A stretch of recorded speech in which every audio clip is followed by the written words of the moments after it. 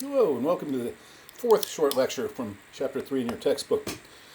So in the last short lecture, we discussed Taylorization and how scientific management really focused on time and making the most out of time with regard to efficiency. So in this short lecture, we're going to begin by talking about Frank and William Gilbreth, who were interested in motion rather than time. So Frank and William were both interested in increasing efficiency in the industrial workplace, right? But they weren't as interested in time as they were with the motions that workers engaged in.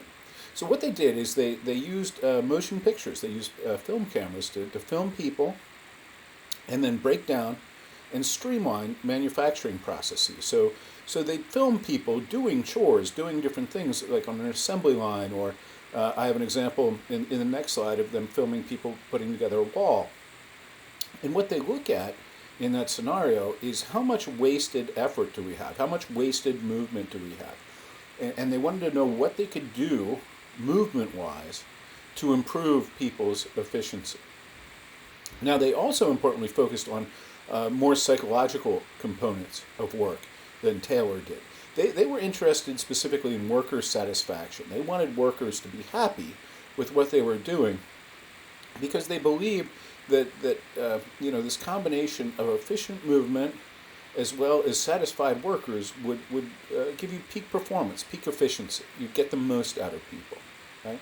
And by the way, the idea that happy workers are productive workers, that's been studied extensively over the past 100 years by social psychologists, and we find it to be true. Generally speaking, the more content people are with their work, the more productive they are. So after Frank passed away, William focused on increasing efficiencies in domestic labor. So she took her work, and because unfortunately women were sort of given the short end of the stick when it came to America's professional workplace, she took a lot of the way that they did their studies and applied it to homemaking, right? More efficient ways of running a household, in essence. So as I told you, I have a video here, and usually I don't show these, but it's a silent video, but it at least give you a little bit of a flavor for how these looked and what they did. So in this short video, Frank and William Gilbreth were looking at how people built a brick wall, right? So you see they have scaffolding, right? And the way they're putting this together, there's a lot of stooping over. You can see this guy back here doing it. A lot of bending down. And what the Gilbreths saw, at least, is wasted motion, right? And they believe they could change the level of efficiency with this, right? Cut back on the amount of time people are bending down. So what they did is they put in a non-stooping scaffolding, right? So they made it easier to get to the bricks and eliminate wasted motion. So you see, right? They don't have to reach down really to get their bricks, and as a result, they can build much more efficiently. They're maintained at wall level for accessibility.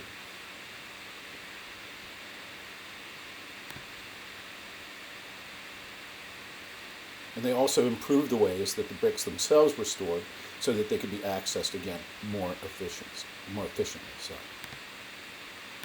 all right. So that gives you an idea of what the Gilbreths were doing, and this was made possible, by the way, because of moving image cameras, right? Film cameras, which also were a product of the Industrial Revolution and came very much at the same time. So this is all sort of cutting edge.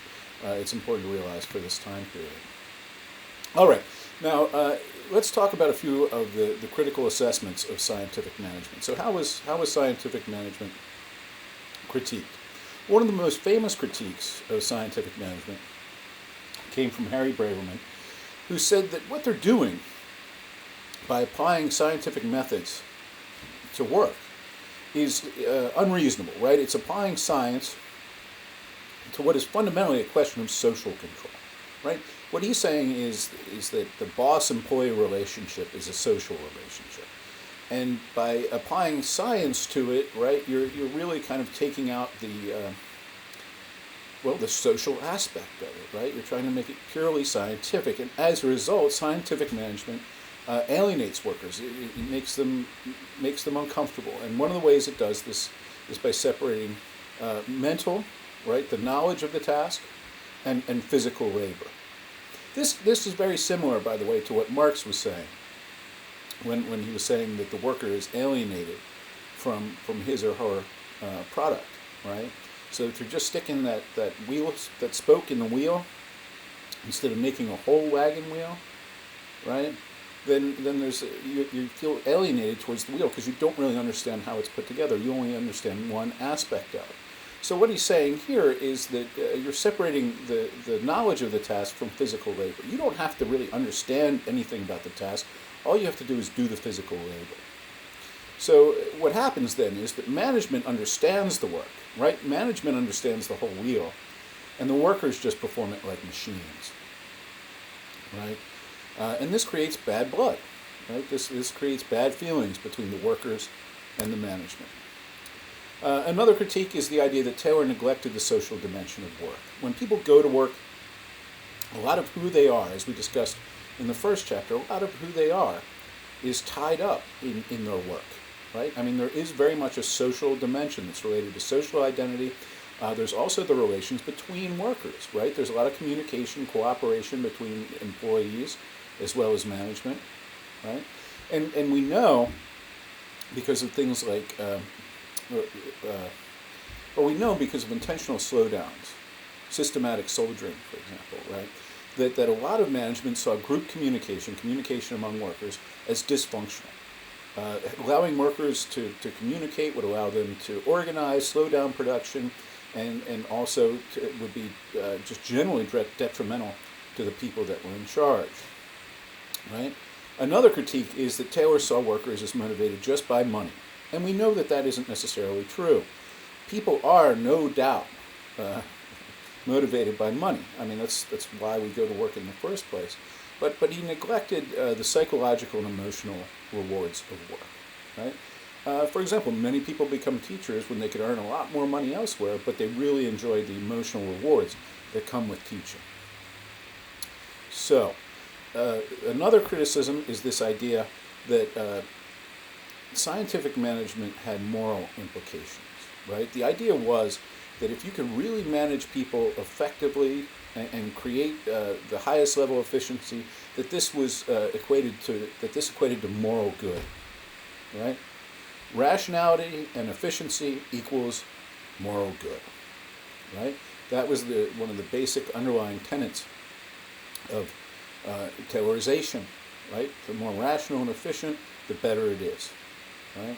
Also, Taylor only saw communication in a linear sense, meaning that he saw it traveling just in one way, right? The management delivers a message, the employees get it, and then they perform the task. And we know today, and you know if you've been in my other classes, the communication doesn't work like that. Communication is a transactional process, right? Both parties are involved. It's not just one sending a message to another, right? There's feedback, there's a lot of elements involved in communication that indicate that it's not a linear process. So, with regard to the legacy of scientific management, right, we see that scientific management basically disappears as a viable way of managing employees, right? And this isn't because people disapproved of it. Instead, it's because it's just become the taken for granted way of thinking about organizing work. It was so effective in a sense that it just seemed like common sense, right? And so we encounter it all the time. It's still there. It's just that we don't think of it as scientific management anymore because we just accept it as the way work is done, right? The way people are managed, and we see it all the time. An example would be in the fast food industry, right? You wouldn't walk into McDonald's and ask somebody, "Hey, what's good on the menu today?" Right? If somebody walked into McDonald's and asked you that, you'd think they were out of their minds, right? And that's because we take for granted the notion that McDonald's is really just all about the industrialization or the Taylorization of food, right? All the food's the same, no matter what restaurant you go to. It's all prepared the same way. It's all been systematized. We know that it's always identical across the board, right? It's like an assembly line making burgers instead of cars. We see practices like greeting the customer within 30 seconds of entering the store, referring to customers by his or her first name. This is very common at things like car dealerships, right? And also, we increasingly see the role of computers in evaluating employee efficiency, right? Computers manage people's time, they manage motion, they manage all the things that Taylor was interested in, that the Gilbreths were interested in. It's just become part of how we do work. Indeed, it's become so commonplace that we've actually incorporated the logic of scientific management into our personal lives. It's extended beyond the workplace and now has become a part of how we live our everyday lives, right? How we experience life. And we see it all the time in these kind of, self-help, quote-unquote, books, right? I mean, this is all about the top 5 productivity hacks, managing time in your life, right? This is all tied up in notions of scientific management, where what people are doing is they're trying to apply reason and the scientific method, not just to work, but how you live your entire life. So it's become something that we view as being so valuable that it now extends into our everyday lived experience, right? Our everyday private lives. And I suggest to you that this might not be really the best thing, right? Something to think about, certainly. Okay, that's it for this lecture. In the next one, we'll talk about bureaucratic theory. Thanks for checking this out.